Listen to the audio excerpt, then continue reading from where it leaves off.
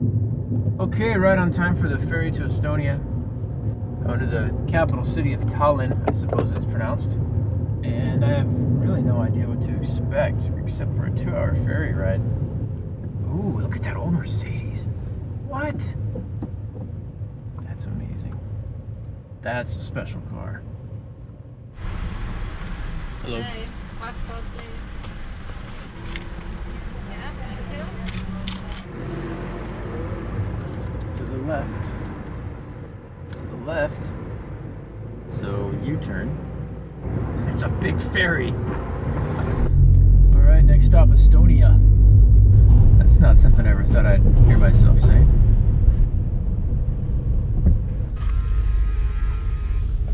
This is broken technology. Car alarms going off on a ship. You can see 3 of them actually. These 2 and then 1 further down. Well-meaning, expensive cars with false alarms. Lights are flashing, noises are beeping, and they're as safe as they can be. Because the technology just isn't smart enough to know the difference between when the car's in trouble and when it's on a boat going someplace, doing exactly what it's supposed to be doing. I know the feeling. I got some broken tech myself. I've got alarms that go off when they're not supposed to. They're doing what they're programmed to do, but they're not helpful. They're not effective. Useful in my current situation. They're not smart enough to know the difference. And now rules to live by. I will not answer leading questions. I will put as much time into my answers as a person puts into their questions. I will rarely answer a question that takes 10 seconds to ask and 3 hours to answer properly.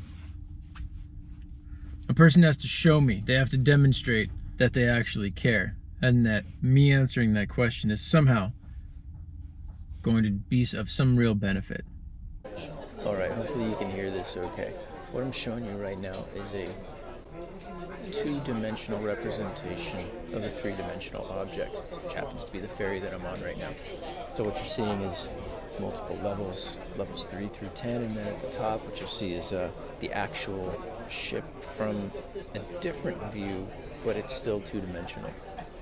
And if you know what you're looking at and you operate in the 3rd dimension, then you can make sense of it and go, oh, okay, I get it. That's what the bottom level, and the middle level, and the top levels look like. But if you're a 2-dimensional being and you're looking at this, what you're seeing is multiple objects next to each other on a single plane. But if someone from the 3rd dimension were to come to you and say, I know you think you know what you're looking at, that it's many objects next to each other, but it's actually a single object in a dimension that is greater than the ones that you're used to experiencing. You wouldn't know what to do with that, because most of us don't have the imagination for understanding dimensions that are greater than the ones that we currently operate in or have ever operated in. We understand magnitude. We can say, okay, this is big, this is bigger, and I can imagine something even bigger. I can imagine something smaller, wider, taller. But to think of extra dimensions, I don't know that anybody can do that. The reason that I mention this is that growth can happen dimensionally. But in order for it to happen dimensionally, it takes courage on our part. Because it's hard to imagine where we're going. It's hard to imagine what more dimensions will look like. But when you get there, what you realize is that no amount of increase in magnitude in your current dimensions can ever make up for or compete with more dimensions. Our minds can't really grab a hold of more dimensions. There's a level of trust and courage that has to take place in order to step into that possibility. And it's always only a possibility until it's a reality. No one can prove it to you. They can show you signs that it's true, and they can demonstrate things that you can't do in your dimensions that make you go, something's happening here that's greater than what I understand. And that's usually what gets people into the journey into the next dimension of life.